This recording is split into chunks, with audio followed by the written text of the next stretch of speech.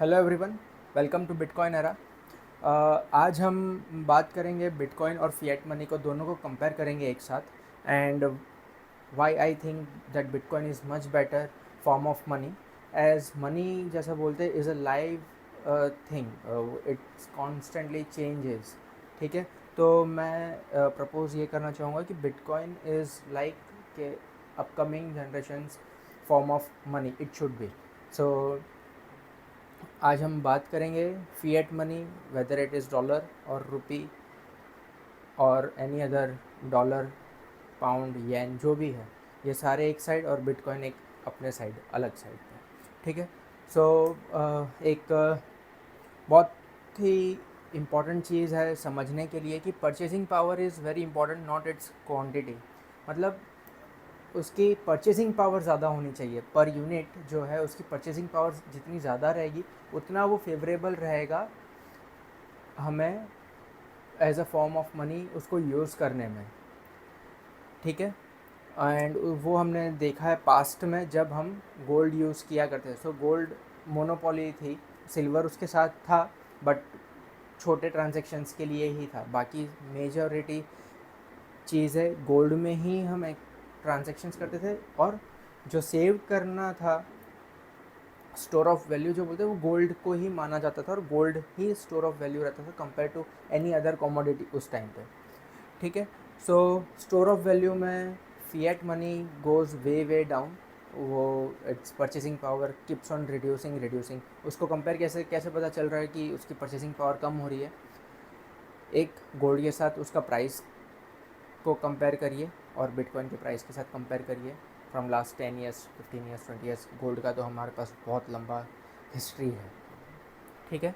सो theoretically कैसा ideal money किसको बोला जाता है? जिसकी supply is constant, supply is fixed और easily divisible and groupable. So gold में ये प्रॉब्लम थी कि उसको, अभी जैसे गोल्ड का हमारे पास कोई कॉइन है या, बट उससे ट्रांजेक्शन्स नहीं हो पा रहे, तो उसको हम आधा काट के देंगे तो उसमें कुछ लॉस हो जाएगा हमें, या वो सारी चीज़ें प्रॉब्लम होती थी, या बड़े ट्रांजेक्शन्स करने नहीं हो पा रहे थे। छोटे छोटे ट्रांजेक्शन कॉइन्स है हमारे पास बहुत सारे, तो उसको ट्रांसपोर्टेशन ये सब में प्रॉब्लम आ रही थी। तो वो प्रॉब्लम फिएट मनी ने इजीली सॉल्व कर दी। कि वो सॉल्व कैसे की? उन्होंने एक्सचेंज क्रिएट किए कि एक आपने 1 आउंस ऑफ गोल्ड है, उसके बगैर उसके सामने आपको ये $10 या $1 या जो भी है, वो हम आपको ये एक नोट दे रहे, सर्टिफिकेट दे रहे हैं। आप इसको यूज़ करके पेन कंट्री में या जहाँ पर भी है, यू कैन यूज़ इट, और वो गोल्ड के हिसाब से ही माना जाएगा। तो वो उन लोग ने इस इतनी अच्छी तरीके से कन्वीनियंस इतना अच्छा कर दिया कि फिएट मनी लोगों ने यूज़ करना शुरू कर दिया। बट फिएट मनी का मेन इशू ये आया कि 1971 में अमेरिका में बोल दिया कि अब ये गोल्ड में कन्वर्टेबल नहीं रहेंगे। यानी सपोज़ आज आपके पास नोट है बट यू वांट गोल्ड, तो आप वो नोट देंगे और गोल्ड ले लेंगे। बट आफ्टर 1971 ऑफिशियली वो बंद हो गया। उन्होंने बोल दिया कि अभी आपके पास जो डॉलर है वो आप उसी में ट्रेड करिए, आपको इसका कन्वर्टेबल होके नहीं मिलेगा, कन्वर्ट आप कभी भी नहीं कर पाएंगे। सो क्या हुआ?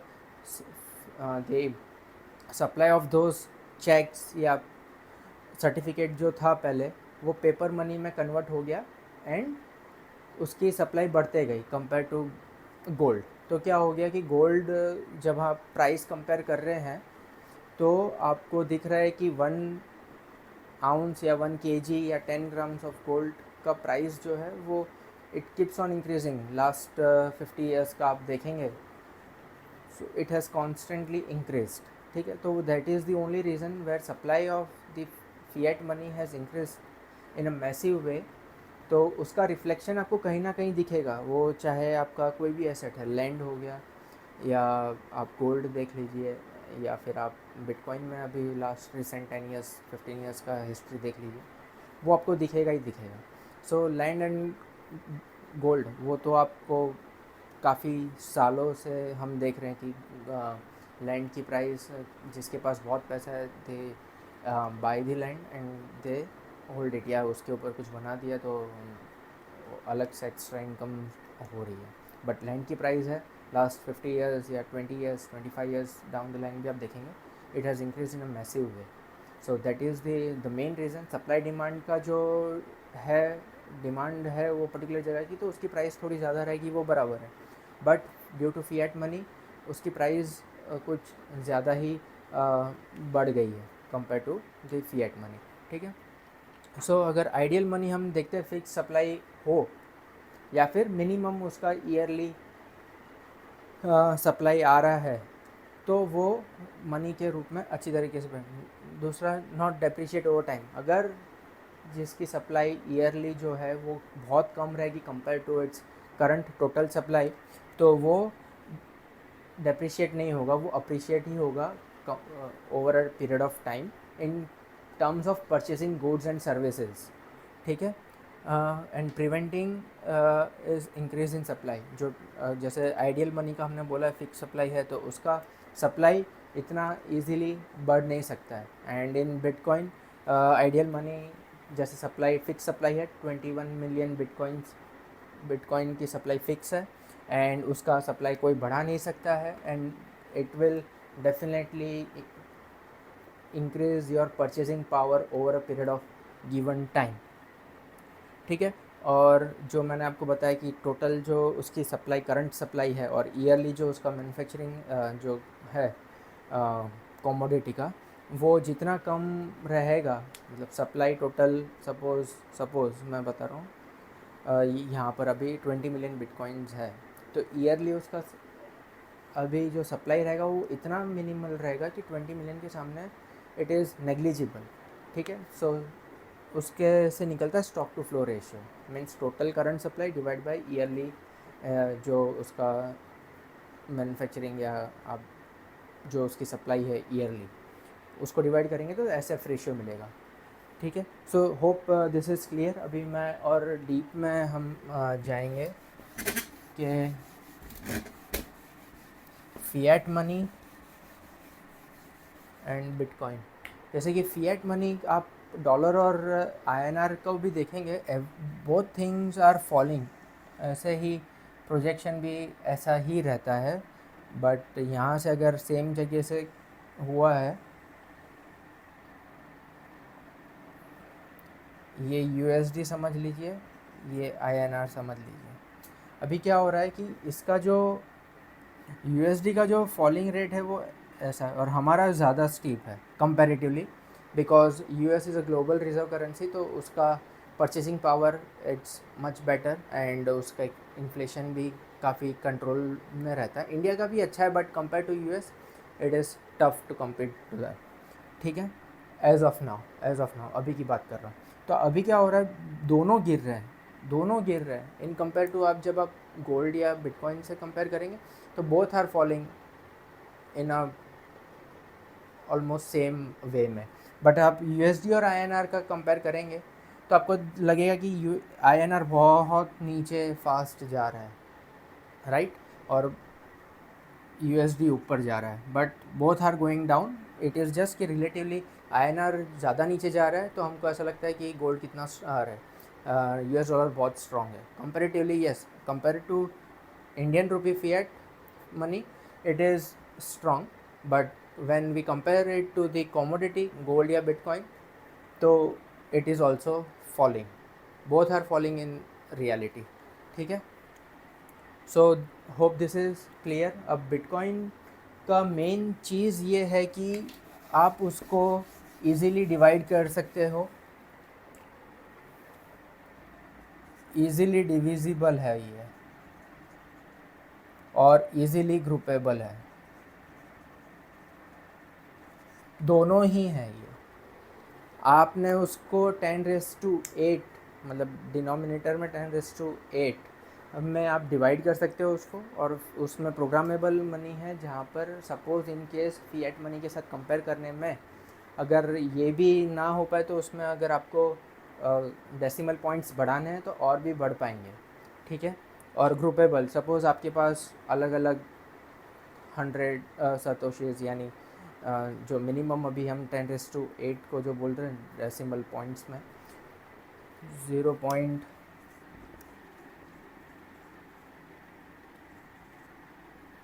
ऐसा है. ठीक है. सपोज़ ये मिनिमम है, 001 ऐसा। सो यहाँ पर क्या हो रहा है कि अभी ये आपके पास है, अभी और ऐसे 3 4 5 6 ट्रांजेक्शन्स है, ये सबको ऐड करके आपको एक ही जगह दिखना चाहिए, एक ही सब कुछ। तो ये ग्रुपेबल भी इजीली है, सबको ऐड कर दिया और आपके पास अभी सपोज़ इतना बिटकॉइन है, तो ये एक साथ दिखेगा आपको और आप पूरा एक साथ यूज़ भी करना चाहो तो कर सकते हो।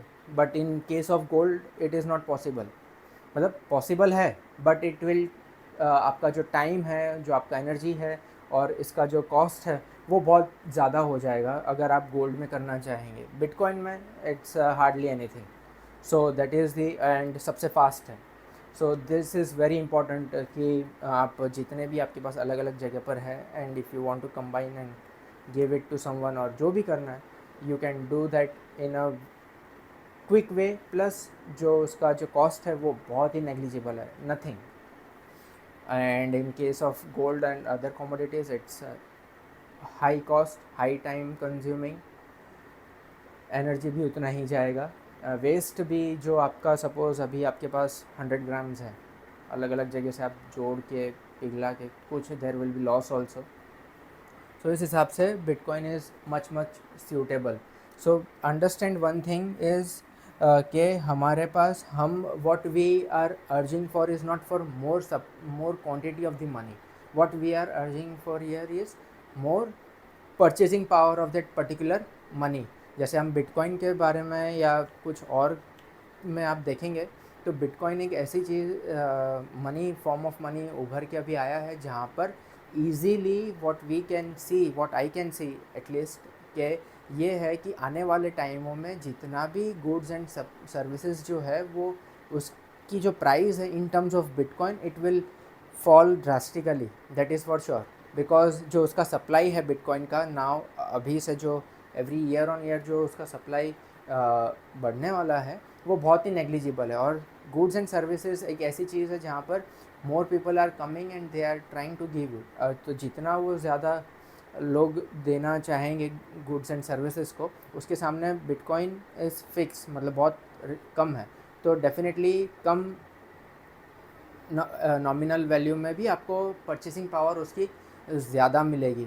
Hope this is clear. So purchasing power, any form of money जो भी हम यूज़ कर रहे हैं उसकी परचेसिंग पावर बहुत ज़्यादा स्ट्रॉन्ग होनी चाहिए। और आने वाले टाइम में भी उसका जो हम सर्टेनिटी थोड़ा बहुत देखते हैं उसमें ये हम देखना चाहेंगे कि उसकी परचेसिंग पावर उतनी रहे या उससे ज़्यादा होती रहे, ठीक है। सो इन कंपेयर टू जैसे हम यूएस डॉलर और आईएनआर का भी देखें, सिर्फ और सिर्फ दोनों फिएट मनी है, उसमें भी देखें सपोज़ मैंने आज से 10 साल पहले 1 लाख रुपए में सपोज़ ऐसा समझो कि $2000 लिए थे 1 लाख रुपए में, ठीक है। और आज सेम वही चीज़ मुझे $2000 लेना है तो I have to give around 1,70,000 rupees, ठीक है। तो ये $2000 अभी मेरा नॉमिनल, अभी आज के टाइम में सपोज़ आज से 2015 की बात है, ये 2025 है, ये $2000 तो सेम ही रहा, मेरा नॉमिनल अमाउंट तो सेम रहा। बट यहाँ पर आईएनआर में मैं क्या कर रहा हूँ, ज़्यादा चीज़ें खरीद पा रहा हूँ, ठीक है। ज़्यादा गुड्स एंड सर्विसेज में ख़रीद पा रहा हूँ इन इंडिया। अगर सपोज़ मैंने ऐसा किया है तो जो एक्सचेंज का जो रेट लगेगा वो दैट इज़ अनदर थिंग, वो थोड़ा बहुत जो प्लस माइनस रहेगा वो। बट यहाँ पर क्या हो रहा है कि सेम $2000 मैंने सेव करके रखे थे, तो I am able to purchase more goods and services, ठीक है। वैसे ही अभी हम बिटकॉइन और आईएनआर या यूएसडी कुछ भी हम इसमें करके चेक कर सकते हैं, तो आप देखोगे कि बिटकॉइन भले ही आपके पास सेम क्वांटिटी है बट आप बहुत सारी कंपैरेटिवली बहुत ज़्यादा चीज़ें खरीद पा रहे हैं। So that is more important. तो इससे क्या होगा कि स्टोर ऑफ वैल्यू हो गया। अभी हम जब हमें ये पता चलेगा कि it's value keeps on increasing, तो हम डेफिनेटली उसको स्टोर करना चाहेंगे, सेव करना चाहेंगे इन फॉर्म ऑफ बिटकॉइन, ठीक है। प्लस क्या होगा कि हम एक आगे का एक्शनेबल प्लान भी इजीली बना पाएंगे। प्लस आप उसके साथ साथ एक मोरल या फिर आप सोशल, या आप जो हम भगवान की भक्ति या जो भी है, ये सारी चीज़ें में भी अच्छी तरीके से ध्यान दे पाते हैं। मतलब काफ़ी सारी चीज़ें ओपन होना शुरू हो जाती है if we are using the hardest money यानी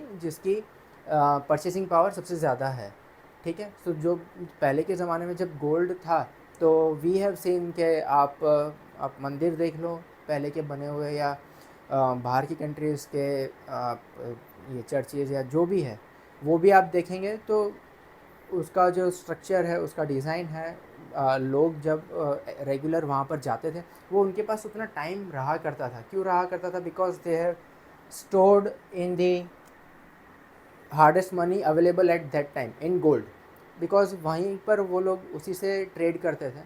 सो सेव भी उसी में करते थे। सो सेविंग मेंटालिटी भी सब में थी तभी।